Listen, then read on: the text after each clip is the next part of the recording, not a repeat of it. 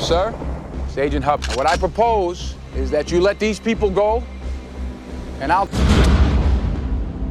gonna take your silence to bring my offer. Oh. London, fast, Beirut. We're not the first city to have to deal with terrorism. This is New York City. We can take it. Pros. From the age of 12, they've been dodging people like you.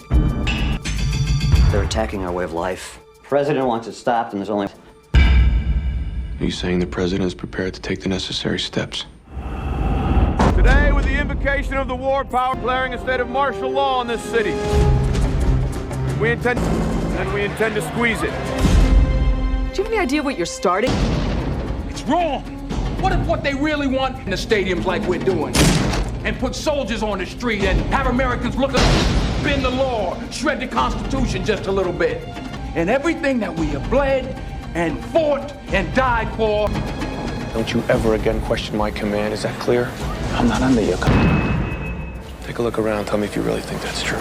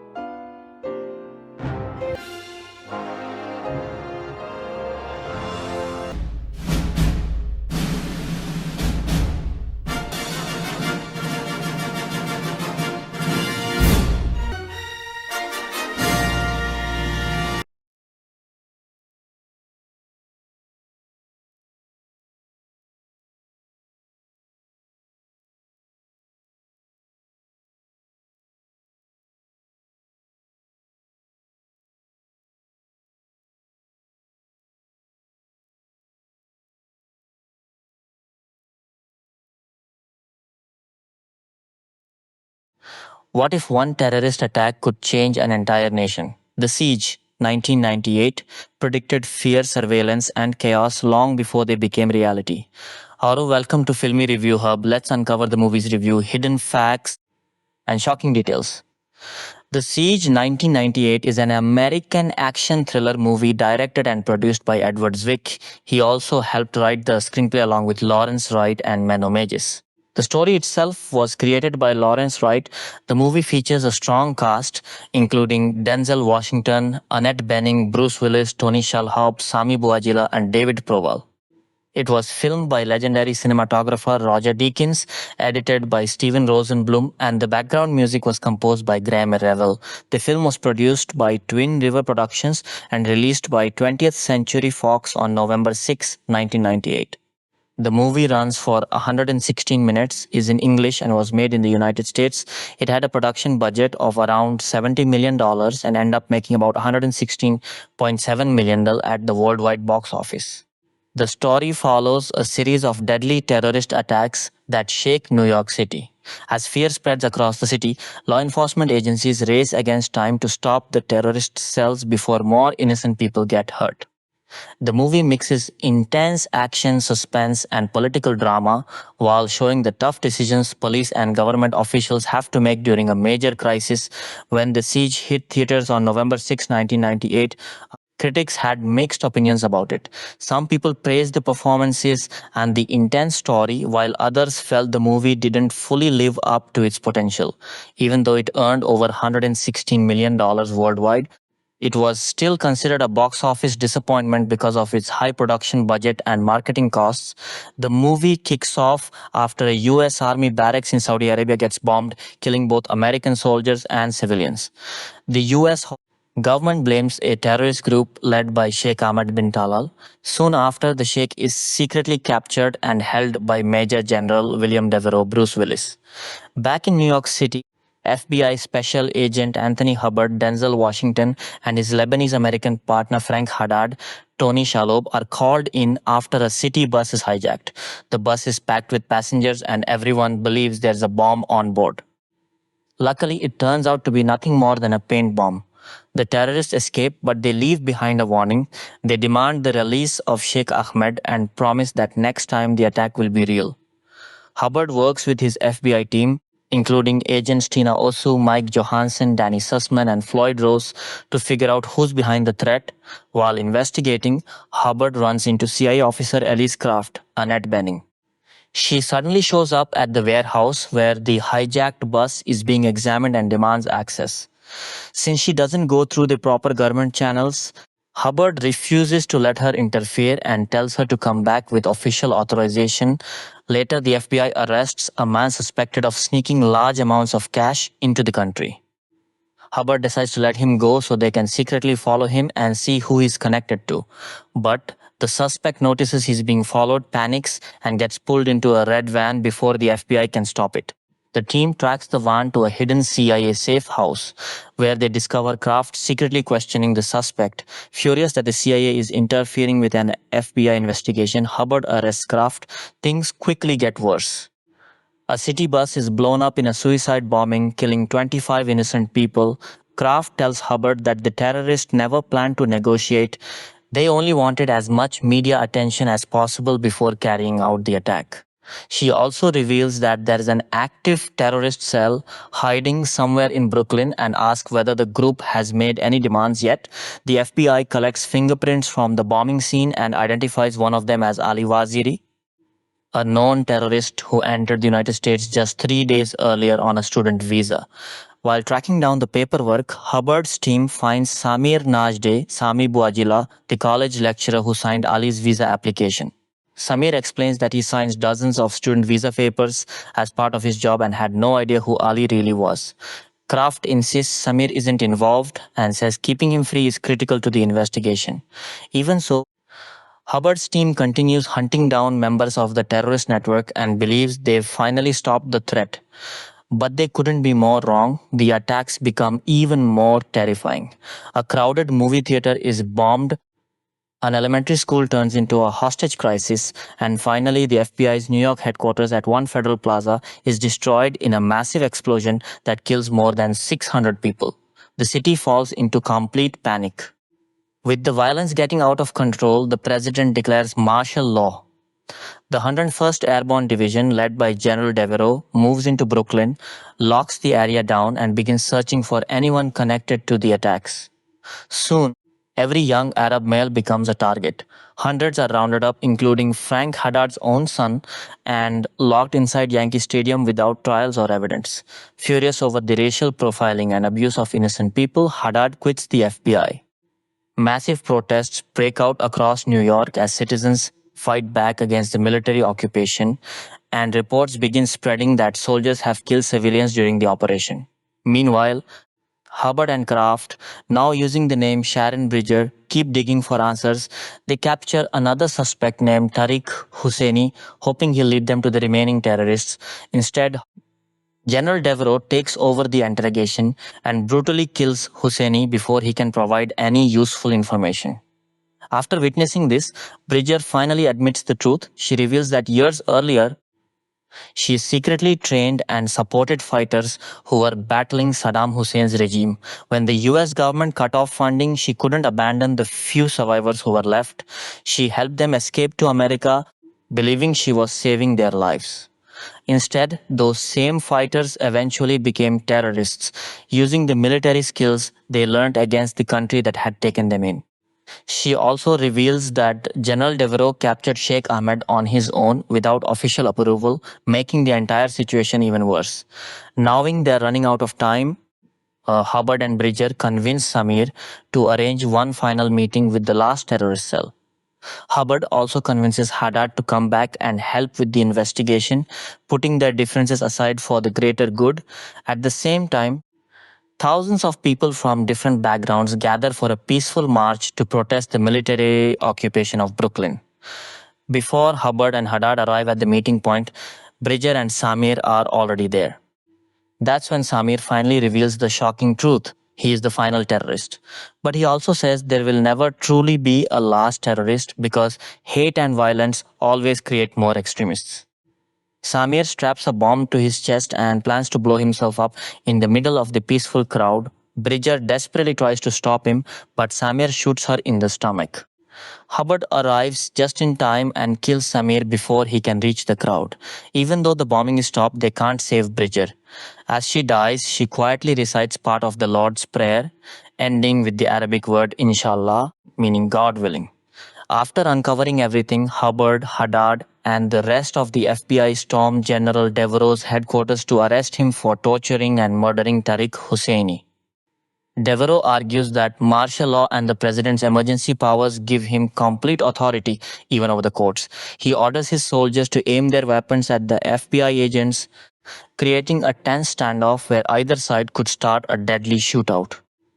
Hubbard stands his ground and reminds Devereaux that the freedoms and human rights he took away are the very values American soldiers have spent generations fighting to protect. Realizing he's crossed the line, Devereaux finally gives up and allows himself to be arrested. With Devereaux in custody, martial law comes to an end. The innocent detainees are released, including Haddad's son, and New York slowly begins recovering from the devastating attacks. The movie closes by reminding us that protecting a nation should never come at the cost of sacrificing the freedoms and rights that define it. Casting *The Siege 1998 plunges into a scenario of escalating urban terrorism in New York City, triggered by the covert US abduction of Sheikh Ahmed bin Talal, a radical cleric linked to attacks on American forces abroad. The film opens with the hijacking of a city bus loaded with passengers.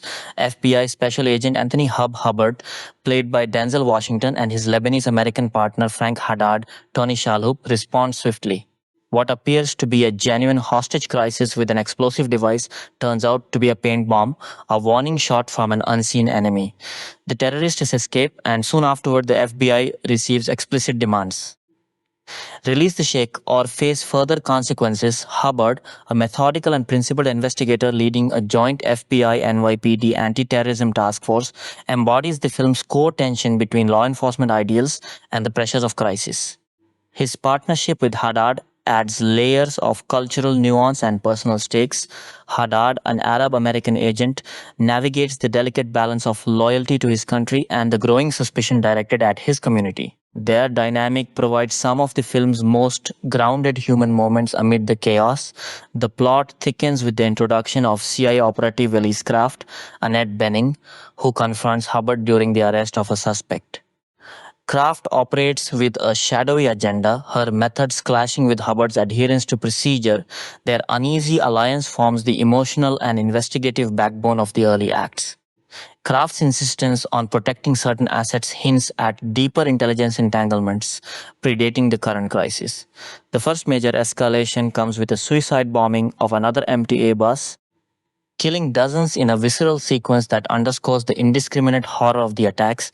FBI agents capture Samir Najdeh Sami Bouajila, a university lecturer who admits to facilitating visas for students, including one of the bombers. Kraft intervenes assertively, revealing a personal and professional connection to Samir. She maintains that his freedom is essential to ongoing operations, creating friction with Hubbard's team. This relationship introduces themes of moral ambiguity in intelligence work. Kraft's sexual involvement with Samir blurs lines between asset management and personal compromise. The agents track and neutralize one terrorist cell in a tense operation, leading Hubbard and his superiors to believe the immediate threat has been contained. Asterisk escalation and martial law mark the film's shift from procedural thriller to broader societal commentary. Despite the apparent victory, attacks intensify.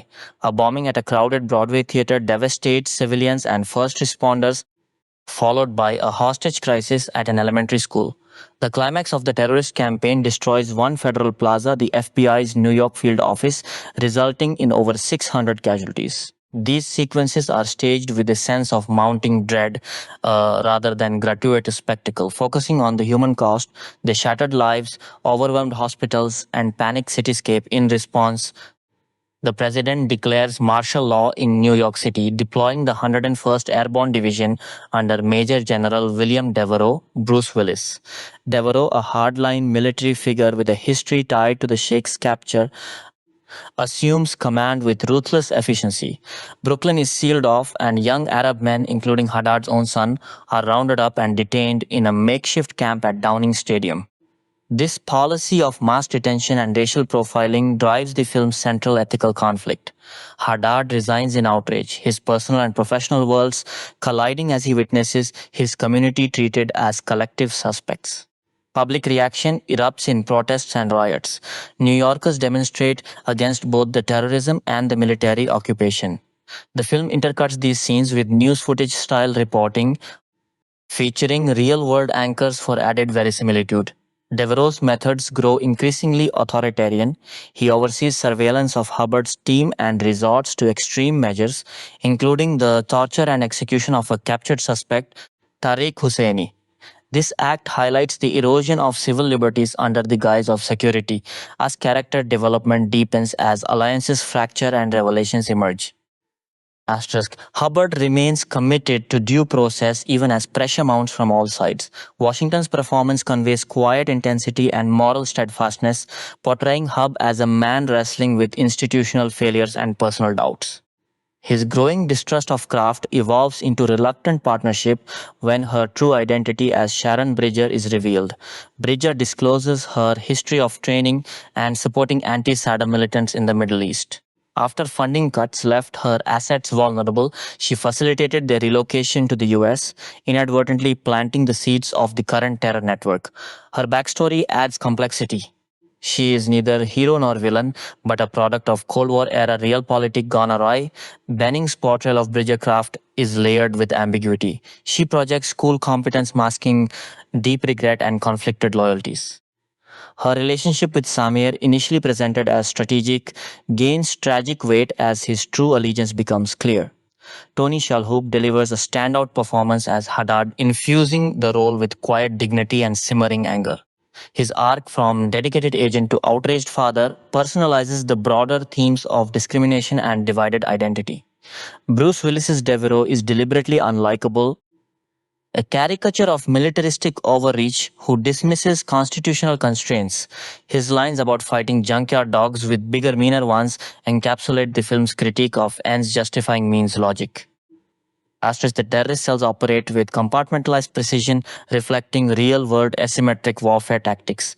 Each cell acts semi-independently, heightening the sense of an invisible Hydra-like enemy. Samir emerges as the final operative, revealing that there will never be a last cell.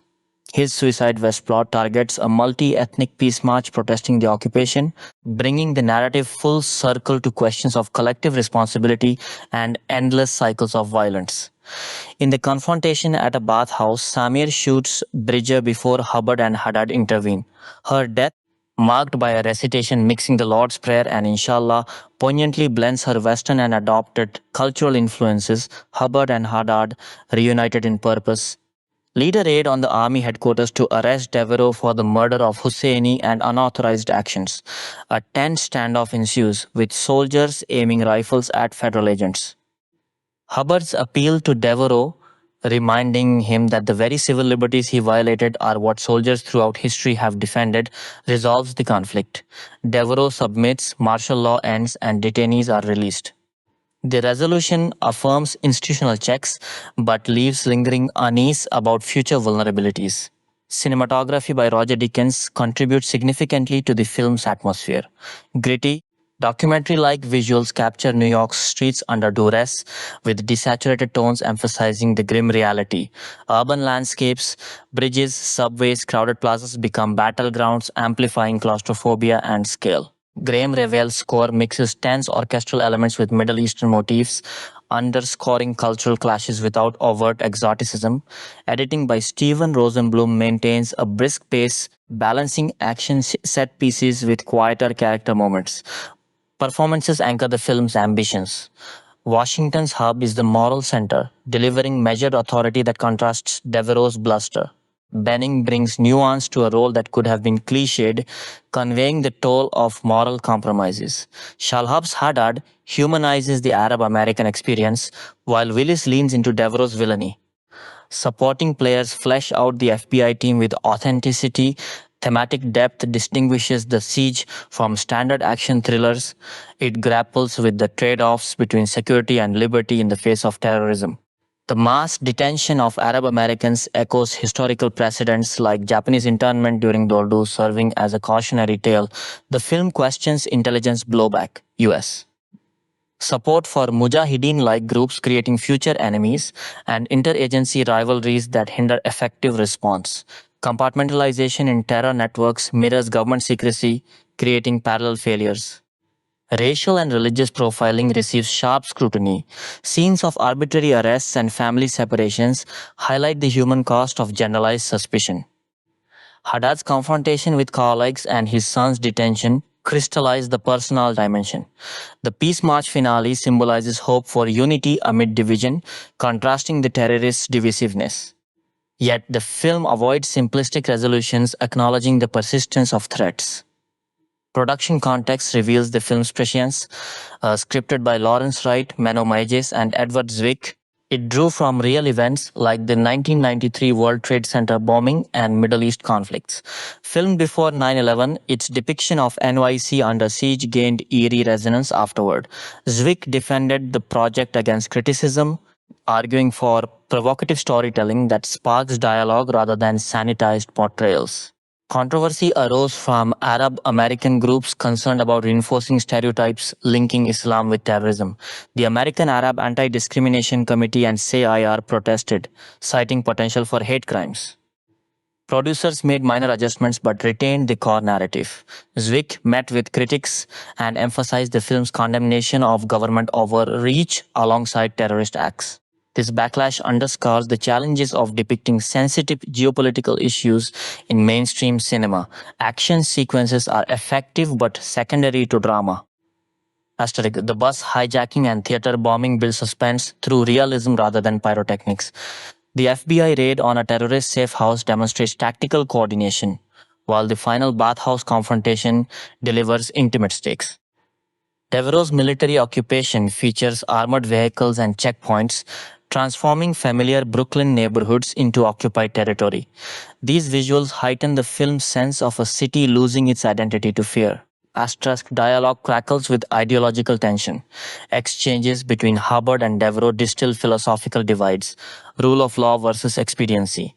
Bridger's revelations to Hubbard expose the gray areas of espionage. Haddad's outbursts articulate the frustration of marginalized communities caught in geopolitical crossfires. The screenplay balances exposition with character-driven confrontations, though some critics noted occasional clumsiness in weaving personal stories into larger events. Cultural and historical foresight adds retrospective weight. Released in 1998, the film anticipates post-9/11 debates on the Patriot Act, Guantanamo, and profiling. Its portrayal of a bin Laden-like sheikh and retaliatory cells eerily prefigures Al-Qaeda tactics. The emphasis on domestic consequences rather than overseas battles focuses on how terrorism reshapes society from within. New York as a symbolic battleground gains poignancy given the city's later experiences. Asterisk, interagency dynamics drive much of the conflict. FBI caution clashes with CIA opacity and military aggression. Hubbard's frustration with withheld intelligence from Bridger mirrors real bureaucratic silos.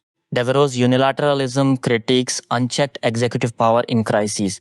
These elements enrich the thriller genre with procedural authenticity. Visual symbolism reinforces themes. The detention camp at Downing Stadium evokes historical injustices. Destroyed landmarks represent lost security.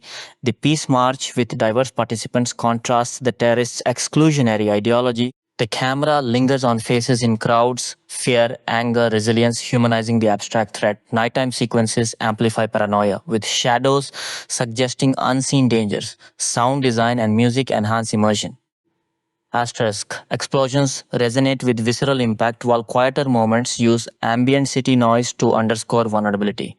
The score incorporates subtle percussion evoking tension in Middle Eastern contexts without caricature. News montages integrate real media aesthetics, blurring fiction and documentary. Casting choices prove strategic. Washington's star power grounds the heroism. Benning's intelligence and vulnerability suit the complex spy role. Shalhoub brings dramatic depth. Willis subverts action hero expectations by playing an antagonist. Diverse supporting cast, including Arab actors in terrorist and victim roles, attempts balance. Asterisk. Pacing sustains engagement across 116 minutes. Early procedural elements build to explosive mid-act escalations, then pivot to ethical dilemmas. The final act's convergence of plot lines, terrorist finale, military confrontation, personal losses delivers catharsis tempered by ambiguity. No easy victories, the Sheikh remains detained, underlying issues unresolved, reception highlighted strengths and flaws. Asterisk. Critics praised its timeliness and performances but critiqued occasional heavy-handedness. Audience scores reflected mixed feelings with some appreciating the provocation, others finding it alarmist. Box office was modest relative to budget, yet it endures as a discussion piece. Legacy stems from prophetic qualities. Post 9/11, The Siege resurfaced in analyses of media depictions of terrorism and civil liberties. It serves as a time capsule of pre 9/11 anxieties and a warning against repeating historical errors in response to threats. Its exploration of blowback from foreign policy resonates in ongoing debates about interventionism and domestic security. Specific scenes merit close examination. The paint bomb bus incident establishes deception and escalation potential. The theater bombing's aftermath shows emergency response trends. Haddad's resignation and later return illustrate personal sacrifice. The torture sequence shocks with its brutality, forcing Bridger's confession. The bathhouse climax blends action with tragedy. The military standoff delivers tense resolution without gunfire, prioritizing principle. Asterisk. Arab American portrayals attempt nuance. Haddad and his family represent integrated citizens, countering monolithic views. Terrorists are depicted as radicalized individuals shaped by specific histories, not inherent traits. However, the predominance of Muslim antagonists fueled criticism. The film counters with Muslim victims and protesters, emphasizing diversity within communities. Women's roles add dimension. Benning's Bridger is a capable, flawed operative whose agency drives key revelations. Female FBI agents contribute to operations. These elements prevent the narrative from being solely male-driven.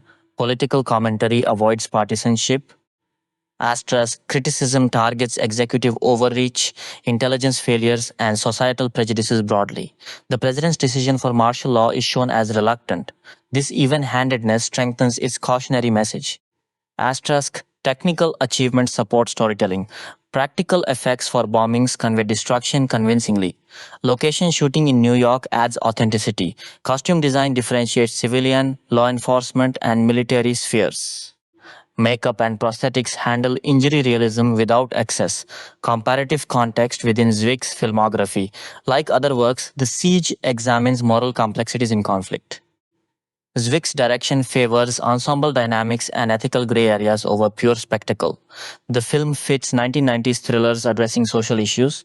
Astruc fan and critical discourse evolved. Asterisk. Initial mixed reviews gave way to appreciation for foresight. Online discussions highlight parallels to real events. Clips of Devereaux's speeches circulate in debates on authoritarian responses. The film's willingness to discomfort audiences ensures lasting relevance. Key relationships drive emotional investment. Hubbard-Haddad brotherhood weathers tests of loyalty. Hubbard-Bridger tension evolves into mutual respect and loss. Bridger-Samir's doomed connection embodies intelligence pitfalls. Devereaux's isolation contrasts team efforts underscoring hubris. These bonds humanize the high-stakes plot. Exploration of fear's societal impact. Asterisk. Panic leads to scapegoating, eroded trust, and normalized surveillance. Protests reflect pushback against authoritarianism. The film suggests resilience through adherence to founding principles rather than mirroring enemies' tactics. This message retains potency in polarized times. Final cell confrontation encapsulates stakes. Samir's monologue on perpetual conflict challenges notions of victory. Bridger's sacrifice and Hubbard's determination affirm hope amid cynicism. Release of detainees symbolizes restoration, however temporary, of normalcy. The ending invites reflection on prevention versus reaction. Production development and pre-production. The project that eventually became The Siege began life several years before it reached theaters under a very different title. In February 1997, Trade Press reported that 20th Century Fox was developing a script called Bang, written by journalist and author Lawrence Wright, as a vehicle for producers Linda Obst and Edward Zwick. Wright, who would later become far better known for his non-fiction writing on terrorism and Al-Qaeda, had built the story around a scenario that felt speculative at the time. A wave of terrorist bombings in New York City that spirals into a full military occupation of a major American borough. By January 1998, the project had been retitled again, this time to martial law, a title that more bluntly signaled its third act subject matter: the US Army occupying Brooklyn and rounding up Arab American men in makeshift detention camps. Trade coverage from that month confirmed that Denzel Washington had signed on to star, with the studio targeting a release during the 1998 holiday season. Washington's involvement gave the project momentum. He was by that point one of Hollywood's most bankable dramatic leads, having already worked with Zwick previously on Glory and Courage Under Fire. Later that same month, Annette Bening entered negotiations to join the cast, working alongside Washington. Bruce Willis, fresh off of a string of major studio action hits, also came aboard around this time, rounding out the film's three top-billed stars. With the principal cast largely locked in, the screenplay went through further changes. Zwick himself, along with screenwriter Menno Mejis, reworked Wright's original Bang script into the shooting draft that would actually be filmed. The film would eventually be titled The Siege, dropping the more on-the-nose martial law moniker before release. The pre-production period was shaped as much by the subject matter as by logistics. Because the story hinged on the escalating persecution of Arab Americans following a terrorist campaign, Zwick met with Arab American community members and organizations while shaping the film, a step he would later cite when defending the picture against accusations of stereotyping. During these conversations, some of the people he spoke with suggested reworking the plot to more closely mirror the aftermath of the 1995 Oklahoma City bombing, when Arab and Muslim Americans were widely and wrongly presumed responsible before it emerged that the attack had been carried out by domestic extremists. Zwick and his collaborators ultimately did not take that suggestion, keeping the film's terrorist antagonists as Arab militants while making the US Army, specifically Bruce Willis's General Devereaux, into the story's other principal villain. Tony Shalhoub was cast as FBI Special Agent Frank Haddad, the Lebanese-American partner of Washington's character and the film's central sympathetic Arab-American figure. Shalhoub, himself of Lebanese descent, later spoke in the film's defense, saying that he would not have taken part in a project he considered anti-Arab. The supporting cast rounded out with Sami Bouajila as Samir Najdeh, Ayasif Mandvi in an early film role as Khalil Saleh, and Lance Reddick, David Proval, and Mark Valley as members of Hubbard's FBI team. Real-world television news figures including Sean Hannity, Curtis Sliwa, John Beard, and Mary Alice Williams were brought in to play newscasters in the film, a device meant to heighten the docudrama-like realism of the escalating crisis. And archival footage of President Bill Clinton discussing terrorism was also incorporated into the finished film. Filming principal photography on The Siege ran from late January through mid-May 1998, primarily across New York City and Los Angeles. Production made extensive use of real New York locations to ground the film's escalating crisis premise, filming in and around Williamsburg and Brooklyn Heights in Brooklyn, fittingly given that Brooklyn itself becomes the site of the story's martial law occupation. An explosion set piece involving a hijacked city bus was staged along Broadway in Brooklyn, and other sequences were shot around the Brooklyn Bridge and at the New Victory Theater on West 42nd Street in Manhattan, where the film stages one of its bombing aftermaths. Not all of the production stayed in New York. Some material was filmed on the West Coast, including work at Stage 15 on the 20th Century Fox studio lot in Century City, Los Angeles, which was used for interior and controlled sequences. A desert sequence involving a vehicle traveling across open sand was filmed at Dumont Dunes in California's Mojave Desert region, standing in for a Middle Eastern setting. An establishing shot involving the character Tariq being picked up at an auto shop was filmed near the 6th Street Viaduct in Los Angeles. In total, location scouts and later location hunting guides catalogued more than a dozen distinct filming sites used across the shoot. Cinematographer Roger Deakins, already established as one of the era's most respected directors of photography through his work with the Coen brothers, shot the film, giving it a harder, grittier visual texture suited to its docudrama ambitions, a deliberate departure from the glossier look typical of studio action thrillers of the period. Zivik has described wanting the film's crowd and destruction sequences to feel unnervingly plausible rather than stylized, and critics later singled out his handling of these large-scale sequences as a specific strength of the production, even when they were less impressed by the film as a whole. Filming took place against a backdrop of controversy that had begun before a single scene was shot. Word of the project's premise, Arab terrorists attacking New York, followed by a military crackdown on Arab Americans, had circulated in advance, and Arab American advocacy organizations began raising objections to the concept even while the cameras were still rolling. This meant that, unusually for a studio thriller, much of the film's pre-release press coverage centered not on set visits or star profiles in the traditional sense, but on the brewing dispute over its subject matter, a dynamic that would intensify considerably once the film approached release.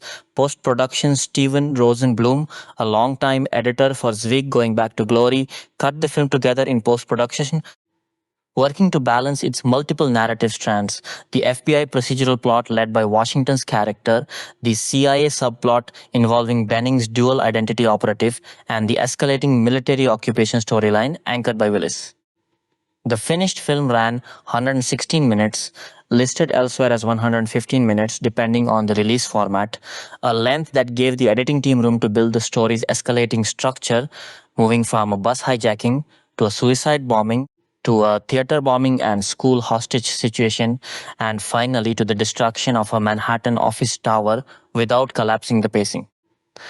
One notable post-production wrinkle emerged years after the film's initial release rather than during its original finishing, because the film's New York skyline shot originally included the World Trade Center towers. Some later home video and broadcast versions of the film had the towers digitally removed from background shots of the skyline, a retroactive editing choice made in the aftermath of the September 11, 2001 attacks to avoid the unintended resonance of showing the towers standing in a film so thematically tied to terrorism in New York. Music the score for The Siege was composed by Graham Revell, a New Zealand-born composer who had already built a reputation for moody, textured genre scoring through earlier work on films including The Crow, The Craft, and Hard Target. Revell recorded the score at the Newman Scoring Stage on the 20th Century Fox lot, with mixing handled at Soundelux Studios rather than building the film around a single soaring patriotic action movie theme, the kind of scoring approach that might have been expected given the story's stars and stripes military backdrop. Revell took a darker, more atmospheric route. His score leaned on unconventional instrumentation, most notably the duduk, an Armenian double-reed woodwind with a plaintive, mournful tone alongside layered electronic textures and low-register strings. The composer also brought in vocalist Nona Hendrix to provide piercing, wordless vocal textures at points in the score, adding to its unsettled, ambiguous mood. Critics who later reviewed the soundtrack on its own terms noted that this approach gave the film a bleaker, more brooding musical identity than a typical action thriller score, even if it meant the soundtrack lacked one dominant, easily hummable theme to unify it. Individual cues from the score carried titles reflecting key story beats, including Hub's theme, Torture, and The Prisoner's Release. The soundtrack album, The Siege original motion picture soundtrack, was released in 1998 by Vares Saraband Records, so running approximately 29 minutes across 12 tracks. It has since been made available through digital platforms including Apple Music and Spotify, in addition to its original CD pressing. Released theatrical, The Siege was released theatrically in the United States by 20th Century Fox on November 6, 1998. Its opening was overshadowed at the box office by Adam Sandler's comedy The Waterboy, which had opened the same weekend and claimed the number one position. The Siege debuted in second place.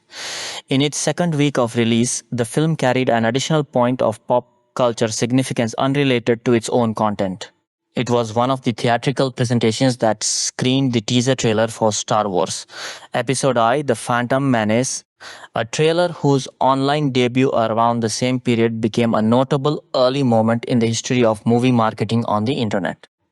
The theatrical rollout was accompanied by an unusually heated public controversy that had begun forming even before the film opened.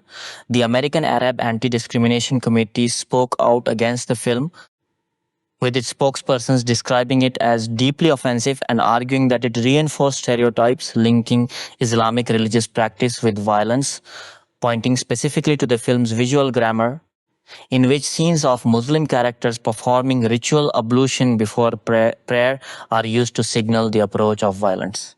The organization acknowledged the historical reality of the 1993 World Trade Center bombing carried out by Islamist extremists, but argued that the film went further by casting suspicion on ordinary religious practice itself. The Council on American Islamic Relations raised similar objections, protesting what it characterized as the film's implication that Muslims held a broad disregard for human life, and both groups conducted sustained media outreach to press their concerns in the weeks around the release. Zwick pushed back against this criticism publicly, arguing that the film's villains were not exclusively Arab, since the US Army general played by Willis is ultimately as much an antagonist as the terrorist cell, and defending the film's right to provoke discomfort. He argued that touching on religiously sensitive material would always invite this kind of reaction, and suggested that a film provoking strong reactions was preferable to one that was ignored entirely.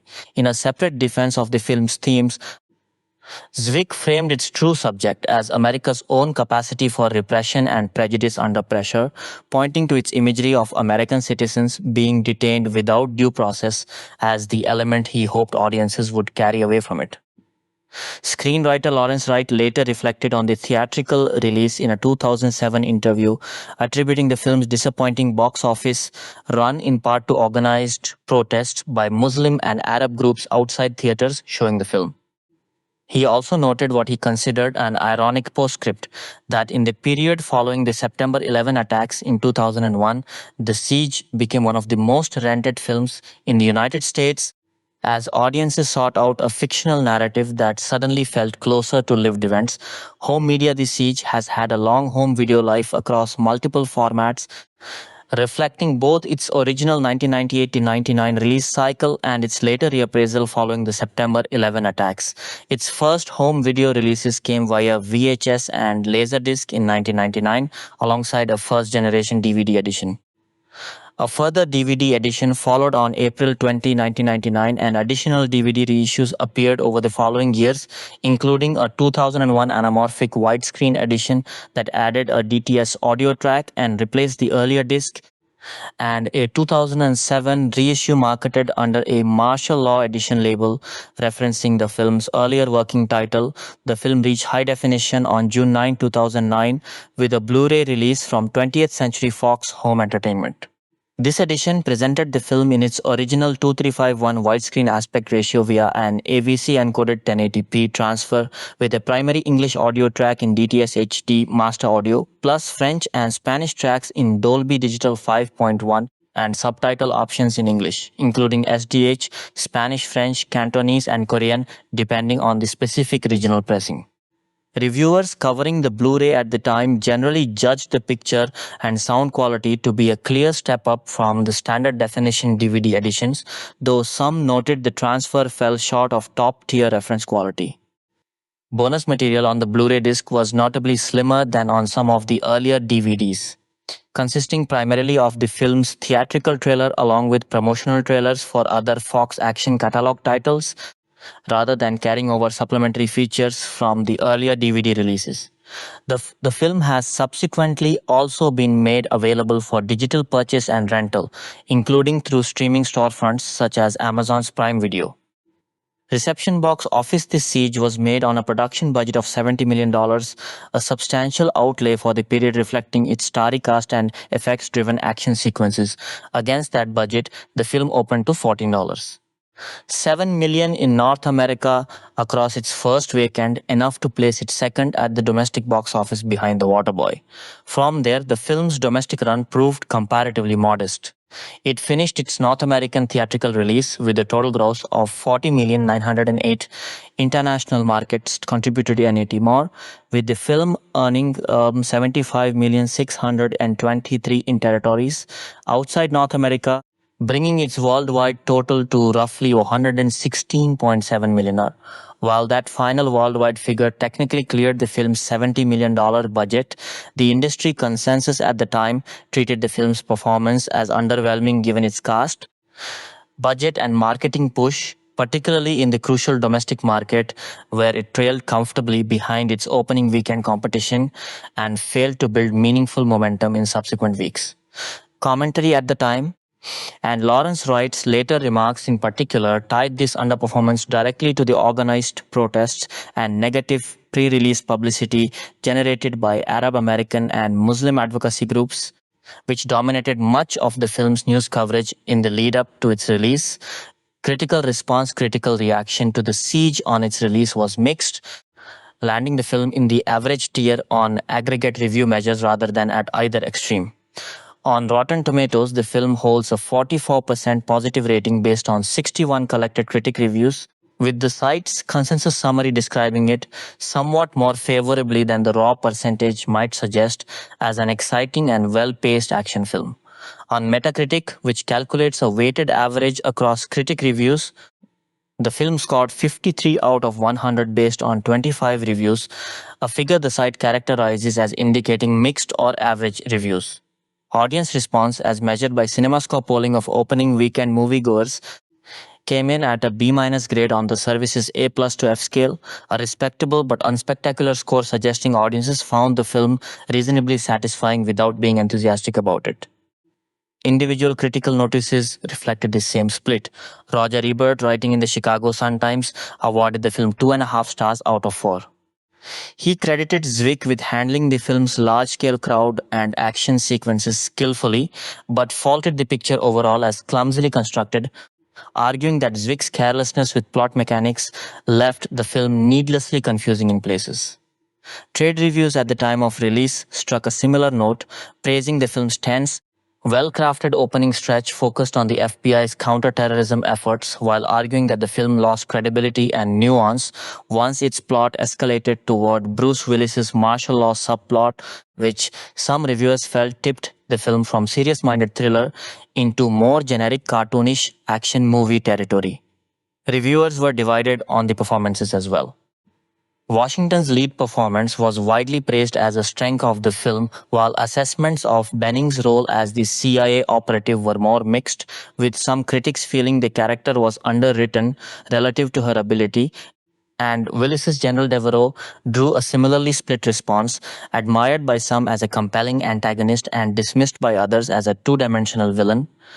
The film's handling of its Arab and Muslim characters became and has remained the most persistent thread in critical and scholarly commentary on The Siege, distinct from and often overshadowing conventional judgments of its craft.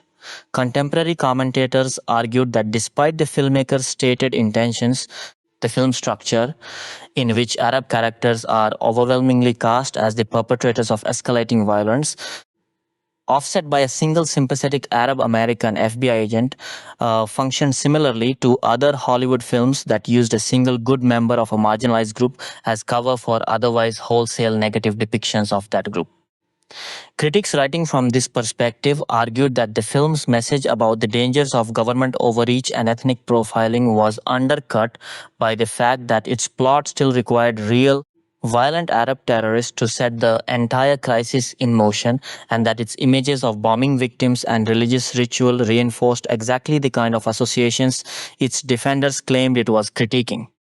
This critical thread has continued well beyond the film's original release window. Writing years later, scholar Mustafa Bayoumi placed The Siege within a broader pattern he identified in American film, describing it as illustrative of a recurring dynamic in which a black American character is positioned as a heroic leader figure bridging or standing in judgment over the Arab world, entangled with a simultaneous claim of friendship toward it.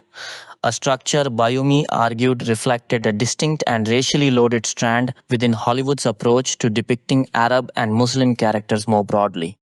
Scholar Alexandra Campbell drew a more direct line between the film's fictional depiction of extrajudicial detention and abuse of Muslim characters and real-world accounts from Guantanamo Bay detainees, citing the post-release testimony of former detainee Tarek Dergul as a point of comparison between the film's imagined scenario and documented reality. Perhaps the most striking piece of after-the-fact commentary on the film came from a different Guantanamo detainee entirely. In a set of interview transcripts published by Mother Jones magazine in July 2006, detainee Yunus Abdurrahman Shokuri described his own disorientation upon first encountering American soldiers at Kandahar Air Base, saying that his only prior frame of reference for the United States had come through Hollywood films, and that he specifically recalled having seen The Siege, a film in which, as he described it, American authorities respond to terrorism by rounding up people of Arab descent into a detention camp. Confronted with actual American soldiers in a real detention environment, he recounted feeling as though he had stepped into that same fictional scenario, a moment of collapsed distance between the film's premise and lived experience that has since been cited repeatedly in academic and journalistic discussions of the film's uncomfortable prescience. Beyond the specific commentary about its politics, The Siege also picked up a more conventional form of industry recognition.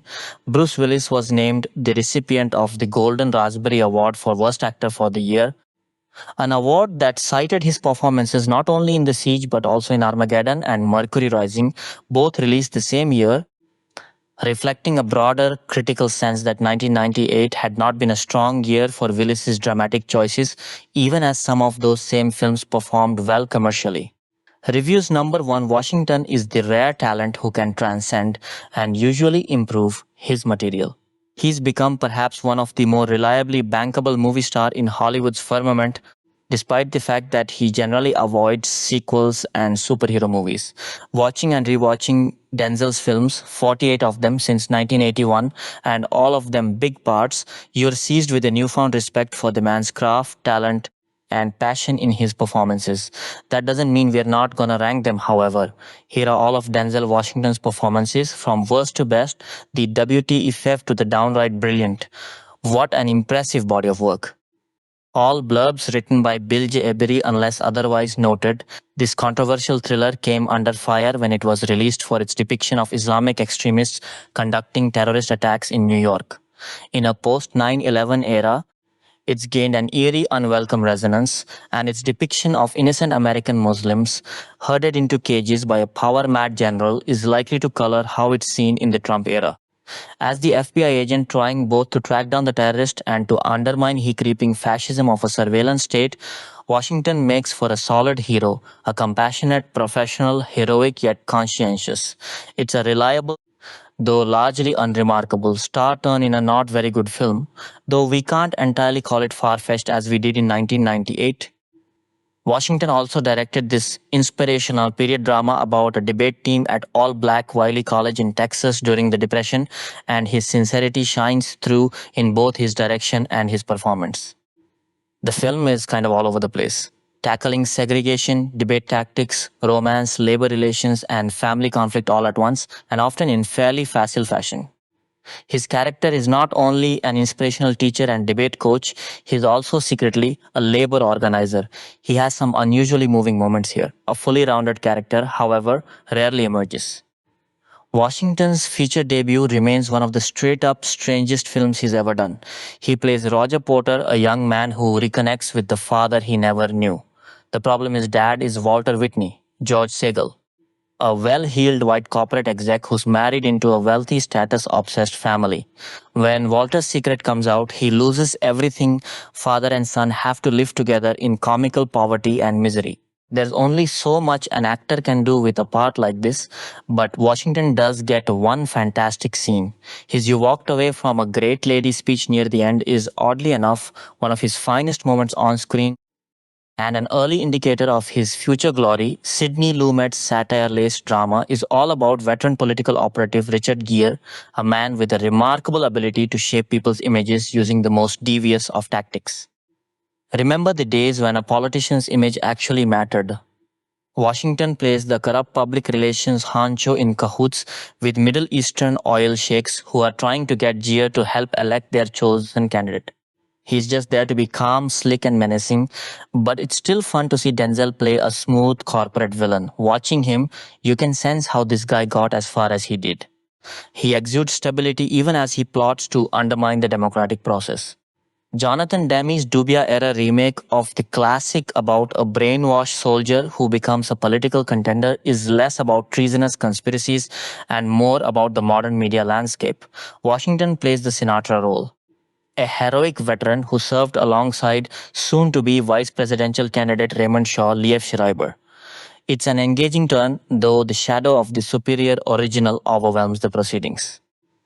Remember when you couldn't go to the multiplex without tripping over a dozen or so John Grisham politico-legal thriller adaptations? Our man plays a tough-minded Washington, D.C. reporter. He hooks up with a law student, Julia Roberts, who has inadvertently uncovered a murderous conspiracy at the highest levels of government. Their chemistry is palpable, though it's not a role that calls on Washington to do all that much. Still, it's nice watching these two movie stars slowly come to care for one another. Washington is Dudley, a divine messenger who comes to Earth to help overwhelmed Reverend Courtney B. Vance, but winds up spending much of his time with the man's beautiful, much-neglected wife, played by a lovely Whitney Houston. It's a remake of the 1947 Cary Grant Loretta Young fantasy The Bishop's Wife. Dudley may be an angel, but he's no angel. Just because he tries to save Vance's pulpit and flock doesn't mean he's free of amorous tendencies.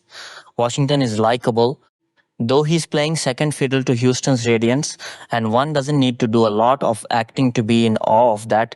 Most actors would get handed a part like Roman Israel, a small-time, middle-aged lawyer whose worst enemies are a mercenary judicial system, an uncaring society, and himself, not in that order, and try to sand off the rough edges. Washington, to his credit, leans into the jagged bits of this flawed man with gusto. If anything, the star works double time to make it twice as challenging to root for this sad sack hero, a crusader who's seen his righteous progressiveness fall out of fashion as much as his funky, ill-fitting maroon suits. Roman is a man out of time, caught between Colin Farrell's corporate firm devil and Carmen Ejogo's young activist angel. He finally tires of doing the impossible for the ungrateful and makes a decision that offers a short-term sense of meaning. It will also eventually lead to his undoing. Writer-director Tony Gilroy's story, much less his conception of this legal savant with a talent for alienating allies, is muddled to say the least. Still, Washington fills in a lot of the blanks, showing you why attention must be paid to this eccentric whose lack of success is self-imposed. Roman came, he saw his ideology curdle, he lost, and as Denzel reminds you, there are thousands out there just like him. TFP, because you can't keep a good action hero down, Washington returns as Robert McCall, the world's deadliest Good Samaritan, in Antoine Fuqua's sequel to his 2014 update on the old Edward Woodard TV series. While he's driving a lift in Boston, an old colleague from his defense intelligence agency gets killed in Belgium. Cue McCall punching lots of faces, slitting lots of throats, and unleashing a lot of hell on those who've wronged him. As with so many franchise second chapters, the law of diminishing returns kicks in quicker than you'd like, and Washington could do this cool, calm, badass act in his sleep. Even his attempt to teach young Ashton Sanders a lesson via screaming in his face and a loaded gun feels way too familiar.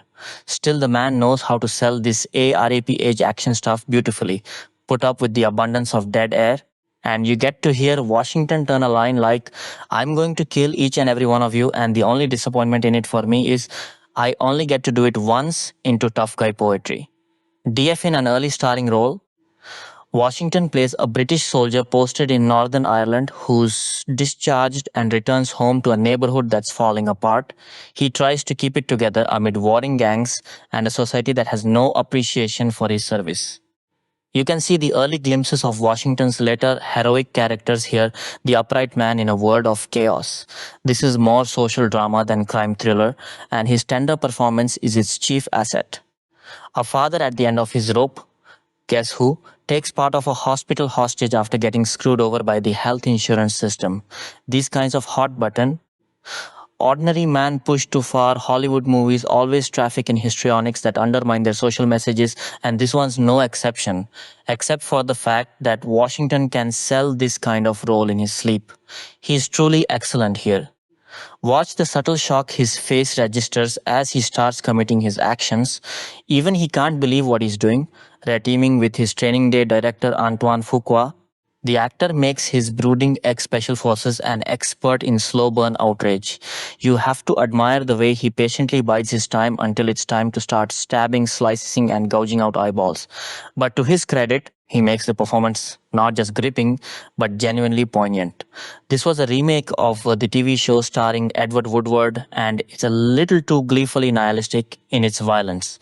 But watching Washington keep his cool, we sense a man who is trying to cling to his hard-earned peace for as long as he possibly can. This serial killer thriller is indeed silly, and it certainly has its moments. As a paraplegic NYPD forensics expert, Denzel spends most of the movie immobile and in bed, but he makes the absolute most of it, relishing the chance to give Angelina Jolie's rookie investigator a hard time. It's a complex character, an angry man who has given up on life but who remains committed to the work that gives him meaning. Washington's performance is why we end up not just understanding him, but liking him as well. Of course, we love those Denzel prestige movies, Your Glories, Your Fences, Your Philadelphias.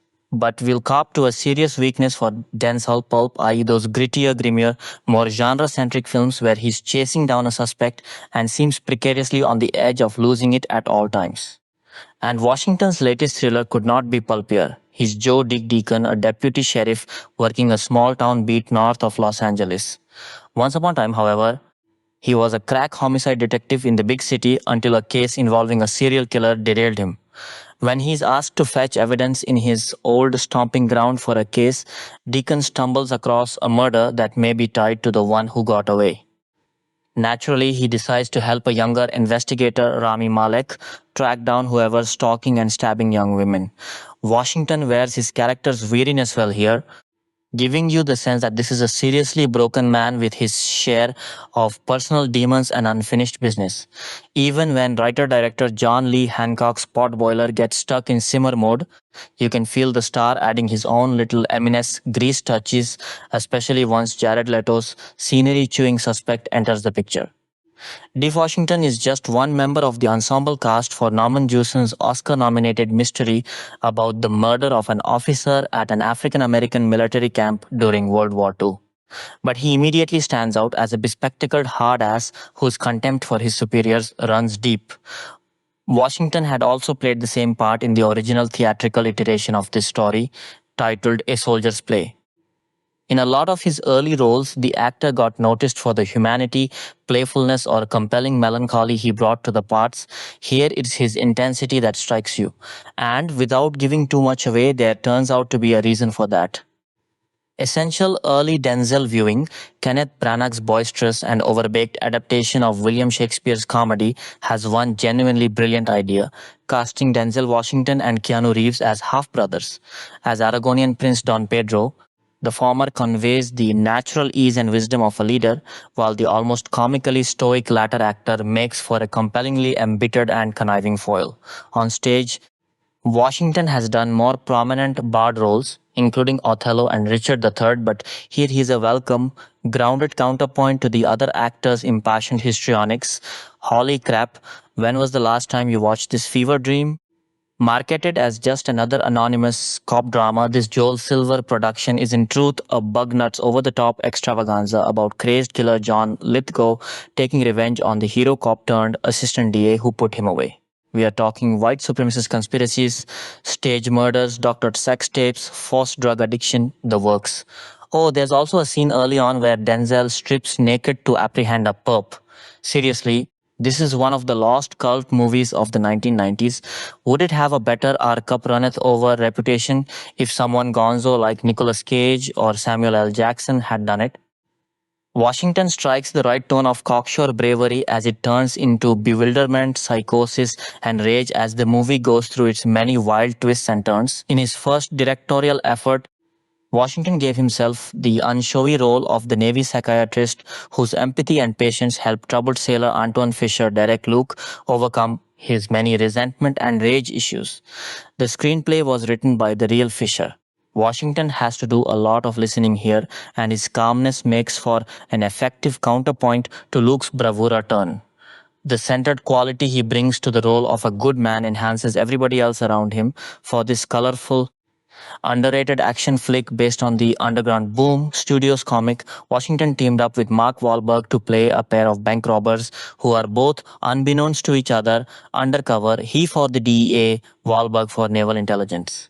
But the double crosses don't stop there. Washington, as might be expected, plays the solemn, weathered anti-hero who's been steeped in the world of drug runners and sleazebags for a bit too long. He makes a great foil for Wahlberg's entertainingly unhinged antics. It's a surprisingly solid buddy movie. A terrorist blows up a ferry filled with sailors in New Orleans. Washington plays the ATF agent investigating the attack, thanks to a secret new government technology that allows him to peer a few days into the past. He discovers that a woman whose body found in the attack had reportedly died prior to the explosion. Yes, he becomes romantically obsessed with her. And then the movie gets truly ludicrous. Never mind Tony Scott's ADD-style direction, this is one of the most vulnerable performances the actor has ever given, which helps sell the truly bizarre plot a lot. A high point of the Denzel kills everybody genre, courtesy of Tony Scott. The star is a broke, alcoholic bodyguard hired to protect the young daughter, Dakota Fanning, of a rich Mexico City businessman. When she's taken hostage, he tortures, maims, and slaughters his way through the country in order to find and punish those responsible. Washington invests this hero with real nobility, a broken man who knows he's broken, and who finds meaning and grace in the most unexpected place, i.e., his raw thirst for revenge. Denzel has a lot of fun playing proud, hard-ass football coach Herman Boone, who in 1971 was hired to lead Virginia's newly integrated T.C. Woodson School. With white and black players distrusting each other and a community divided, he has to find a way to win games, earn trust, and get these kids to develop into young men. You get one guess as to how it turns out. Credit the actor for bringing just enough determination and fire to up the intensity of what might have otherwise been a soft-focus, inspirational sports family flick. Never let it be said that the man is not dedicated to his craft. Washington shed 60 pounds and underwent extensive training for the part of Rubin Hurricane Carter, a middleweight boxer who famously spent 2 decades in prison for a crime he didn't commit. Even though his character spends much of the film locked in prison, the actor's face and body seethe with emotion, anger, hopelessness, desperation, bewilderment, and sometimes even love. Washington does what he can to transcend the script's awkward dialogue and liberal pieties. In return, he got a couple of genuinely amazing scenes and his 4th Oscar nomination. This sprawling crime drama has Washington as the notorious Harlem drug kingpin Frank Lucas, who cornered the drug market in the 60s and 70s. His secret: smuggling heroin from Southeast Asia in the coffins of dead American soldiers returning from Vietnam. The film itself can't overcome the pall of one stylization that director Ridley Scott brings to it, but that's not Washington's fault. He does fine with Lucas's stoic, nose-to-the-grindstone work ethic and gradually allows the rage to slip in when things start to fall apart for him. Co-lead Russell Crowe is also quite good as the rumpled cop-turned-lawyer who brought Lucas down. It's definitely a better pairing of these two leads than Virtuosity, although many now regard it as a prime example of misguided 1990s liberal piety and condescension. Jonathan Demme's AIDS legal drama is also, let's not forget, an extraordinarily well-made film. As the homophobic ambulance-chasing lawyer who takes on Tom Hanks' case of a hotshot attorney, Washington lends real personality and gentleness to a character who could have easily come off as a sleazy ignoramus. The actor never hits us over the head with his character's transformation. This man somehow remains true to himself, even as he becomes more tolerant and righteous. An army sergeant, Washington, investigates the death of a Huey pilot Meg Ryan during the First Gulf War in order to make sure she deserves a Medal of Honor. He is effectively haunted in Edward Zwick's Rashomon-like war melodrama, but wisely, the actor never overdoes the inner turmoil. He's still a military man, after all. This is man who's all low-boiled fury and despair, driven to drink and obsess over his case, and then he makes that obsession our own. The power of this movie lies completely in his performance. Who else could bring such genuine charm and casual professionalism to the part of author Walter Mosley's famous detective Easy Rawlins? Entrusted to track down a missing woman, Easy finds himself drawn into an unexpected web of intrigue, murder, and political corruption. Washington laces his performance throughout with a sense of bewilderment. Our hero is in over his head and he knows it, but he persists, a standout. Easy's hilarious interactions with his trigger-happy pal mouse, Don Cheadle, a revelation whose shoot first ask questions later ethos is as much a nuisance as a godsend. Spike Lee smartly cast Washington to play this film's former baller who's briefly let out of jail so he can convince his estranged son, National High School hoops phenom Ray Allen, to attend the prison warden's alma mater.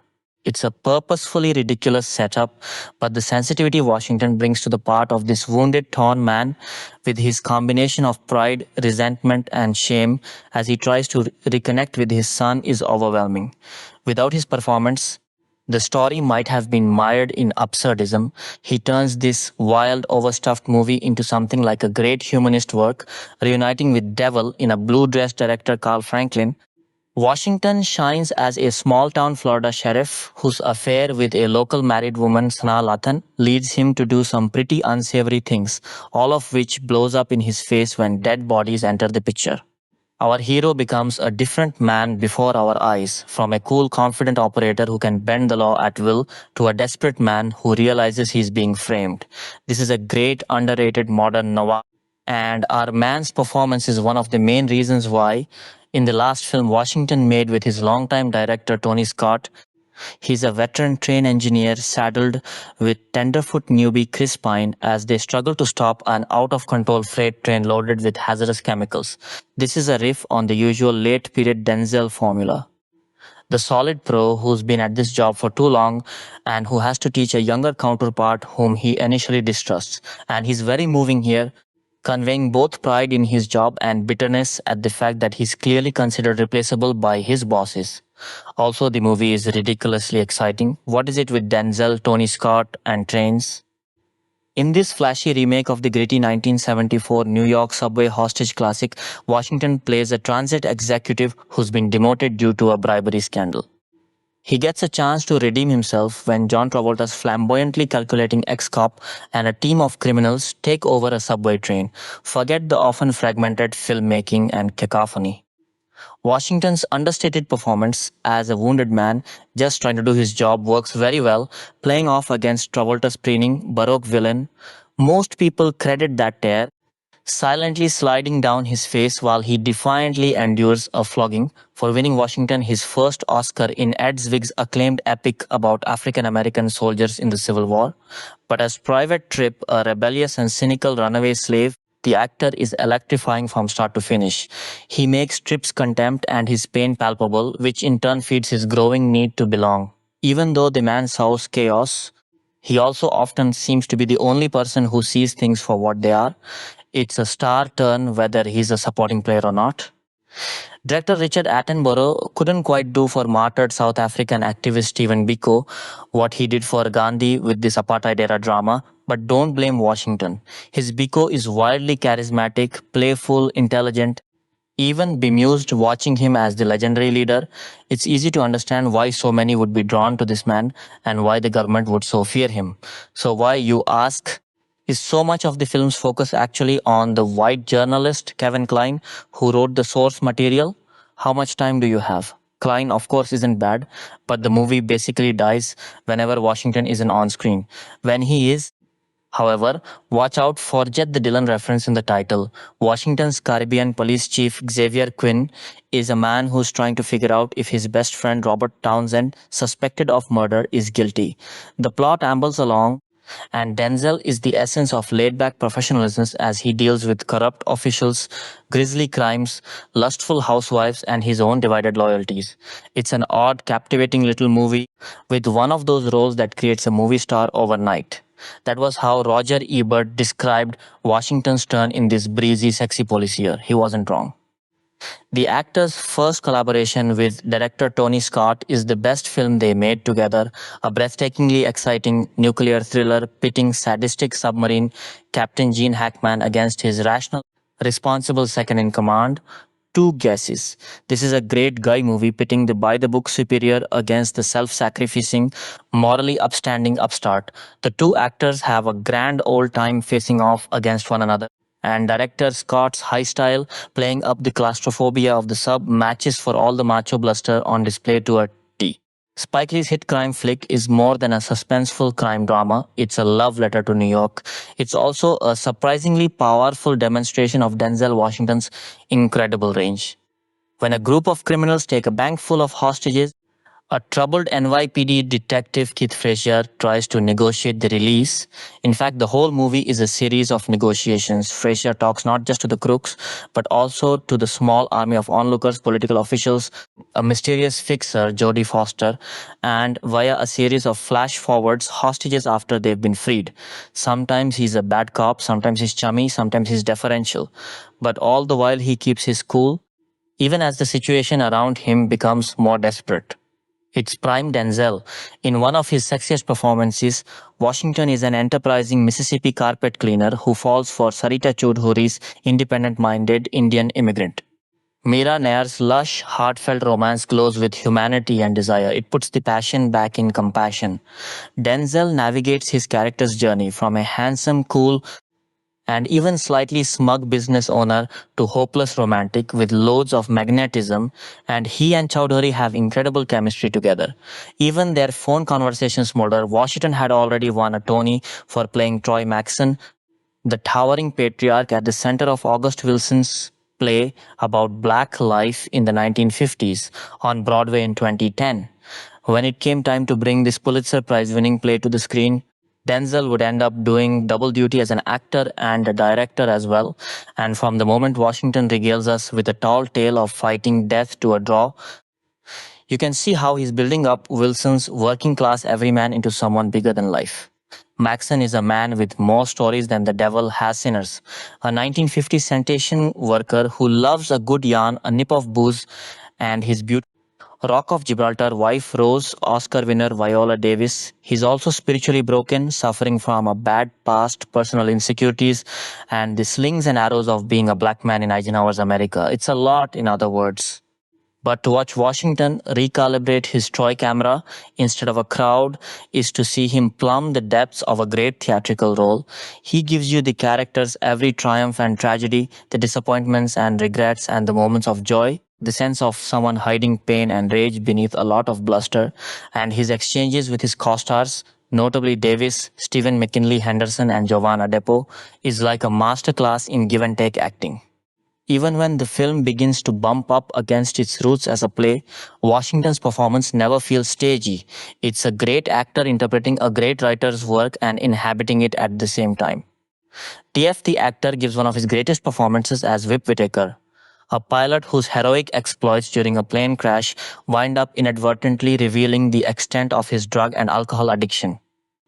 Outraged that anyone would dare question his actions after he saved hundreds of people, Whip slips further and further into anger and resentment. It's a role that requires an impressive range as our hero goes from confidence to denial to fear to devastation. For all the film's amazing effects and tension, director Robert Zemeckis stages the plane crash with heart attack-inducing suspense. The real drama of this story plays out on Denzel's face. He is simply amazing. Not everybody knew what to make of Spike Lee's jazz drama about a talented but self-absorbed trumpeter split between two women and unwilling to compromise. It was the director's follow-up to Do the Right Thing, and a lot of people were still expecting angry Spike. Today, however, the film looks like a near masterpiece, an epic meditation on love, lust, art, and friendship, all anchored by Washington's marvelously sensual performance. The musician is a great talent, but he's also a dog, and the actor lets us see and feel the charisma as well as the hypocrisy. Plus, he also absolutely commands the stage during those rambling improvisatory jazz numbers, in which he assumes different postures, voices, and rhythms with almost shamanic grace. This is the loosest Washington has ever been. It's a startlingly alive and in the moment performance. A perfect match for a man living and losing himself. In the film that won Washington his second Oscar is still perhaps his best known part. As the remorselessly corrupt LAPD detective Alonzo Harris, putting rookie Jake Hoyt, Ethan Hawke, through what at first seems like the world's worst hazing ritual, Washington keeps us constantly uncertain as to his true intentions. Is he simply teaching Jake how to survive on the streets? Does he have something more nefarious in mind? That sense of never knowing where we stand with this character makes this a riveting, high-wire act of a performance. And when Harris finally does go totally over the top, it's a turn worthy of Jimmy Cagney. In the modern era, one can't imagine anybody but Denzel pulling it off. King Kong ain't got shit on me. This monumental performance as the slain civil rights leader in Spike Lee's masterful biopic remains the greatest thing he's done to date. A journey that takes in the man from small-time hustler to prisoner, preacher, leader, and finally martyr. But this Malcolm is a cumulative effort. At every stage, you see glimmers of the man he once was, so that he is always in a dialogue with his past selves. This isn't just solid character work, but an actual theme in the film. Lee and Washington are arguing that what made Malcolm so magnetic and powerful was his distillation of these many experiences, that he truly understood what it meant to be poor, dispossessed, and angry in the first half of the 20th century. The actor so thoroughly inhabits the part at every stage of these changes that at the time, it was hard to think of him ever doing another movie after this. Amazingly, he was just getting started. Number 2, it's easy to tell the difference between right and wrong. What's hard is choosing the wrong that's more right. Al's rating, wearing kid gloves in a prize fight. Al's review, insurgent fanatics. Terror attacks on buses and buildings. Politicians and military brass struggling with the line between the national security and personal privacy. The Patriot Act, Real ID, Camp Casey, Code Pink. Today, these are daily headlines, familiar topics that pervade nearly every aspect of our life and have for over half a decade. It's even difficult sometimes to remember what our personal perceptions and daily lives were like without them. But once upon a time, in the long, long ago of 1998, these things were unheard of, just exotic terms and ideas to help Denzel Washington and Bruce Willis play what if in movies like The Siege. In The Siege, Denzel Washington stars as Anthony Hubbard, an FBI agent desperately tracking a string of terrorist attacks by radical Islamists in New York City. While the clock ticks and the Big Apple starts to stew in racial tension, he finds himself stuck locking horns with other agencies who all want to bring down the perpetrators for themselves, first running up against CIA operative Elise Kraft, Annette Bening, then later Major General William Devereaux, Willis. Hubbard and his Arab partner, Frank Haddad, Tony Shalhoub, have to maneuver themselves through the bureaucracy and interdepartmental politics as fast as they can before the increasingly anxious government and public move closer to making a rash and dangerous decision. It's a well-done piece of summertime cinema, but the world has turned quite a bit in the last 9 years, and what was once an interesting semi-topical flight of fantasy has become something that, while still disturbing, is now noticeably out of sync with real life, relying on facts and protocols from an America that no longer exists. This is no fault of the movie, of course. It's just distractingly outmoded by what I see as 3 major changes. 9/11. Duh. We are lucky enough not to have experienced this movie's nightmare scenario, but falling buildings and exploding buses aren't quite as fun as they used to be. The Department of Homeland Security, the internal headbutting between the CIA and FBI that drives most of the film's first hour wouldn't or shouldn't exist anymore in this sort of situation. The DHS has changed so much of how our government functions on these matters that a lot of what goes on between Denzel and Annette Bening just doesn't apply. Monk. Tony Shalhoub's Emmy makes it impossible for me to take him seriously with an Arab accent. Sorry, Tone, now these changes don't stop the movie itself from working, mind you, but they do take you out of the film when you see something that just isn't quite right anymore. Perhaps strangest of all, the film has taken on a dimension of naivete about its subject matter. It preaches vigilance, tolerance, and cooperation when dealing with this kind of cowardly attack, and it does so wearing its most seriousest face, but the plot and the style just doesn't sell it the way it needs to these days. The story bounces along briskly, hitting all the right beats and taking all the expected unexpected twists that popcorn suspense films are designed to, but since September 11th it's simply no longer good enough. The action sequences are almost jaunty in their execution, and the little meet-cute flirtations between Denzel and Annette just feel disrespectful. Again, I lay no blame on the filmmakers, but it doesn't make it any less true. It's a movie about terrible events made by people who haven't had to experience them, but for a long time to come will only to be seen by those who have. The Siege is an interesting relic from a time when only half the world would admit to hating the US, and the television media shunted foreign policy to the last 10 minutes of the nightly news in favor of spending more time figuring out what is was. Way back then, this was a film that was fun and cautionary, the sort of thing you enjoyed while you watched it, and that made you think enough to give you a conversation that lasted the whole car ride home. Today, it's a piece of nostalgia that is trying its hardest to talk on a college level about what it only knows from high school courses. It's not a bad film for what it is, it's actually a rather good film, but we are not those people anymore.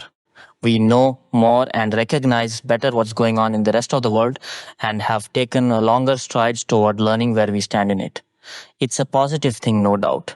A part of me, though, can't help remembering when I saw The Siege for the first time with a smile on my face and popcorn stuck in my teeth. I can't do that anymore. Did you notice Denzel's nosebleed opening back up mid-speech after the bus bombing? The intentionally exotic terms they toss around like Sunni Jihad and Quran, Tony Shalhoub's accent, I'm sorry, I really just can't deal with it. Related number 3 plot. The secret US abduction of a suspected terrorist leads to a wave of terrorist attacks in New York that lead to the declaration of martial law. Review. It's funny how at the time of release this movie didn't really make much of an impact, but upon watching it again a few weeks ago, it's pretty terrifying and accurate. The Siege almost feels like a documentary since the events of 9/11, with New York put under martial law due to a terror threat. Although thankfully the martial law aspect never happened, pretty much everything else did. It has a thought-provoking story which keeps you riveted, and an intelligent script which asks what would happen if such a threat really did occur. Little did they know what would happen a few years later. Bruce Willis actually doesn't look bored in it, and he gives one of his best performances. Major General William Devereaux is a layered character who is anything but one note. When I was younger, I thought he was just an out-and-out villain, but upon watching it again, you can see that he didn't want martial law to happen as he knew what the result would be.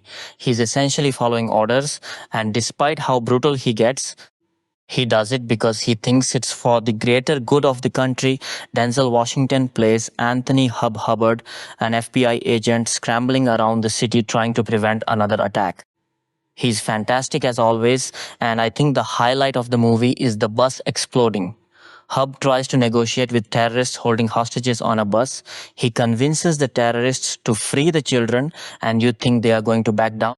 Then, as the old people are getting off the bus, it detonates, and it's incredibly shocking and realistic.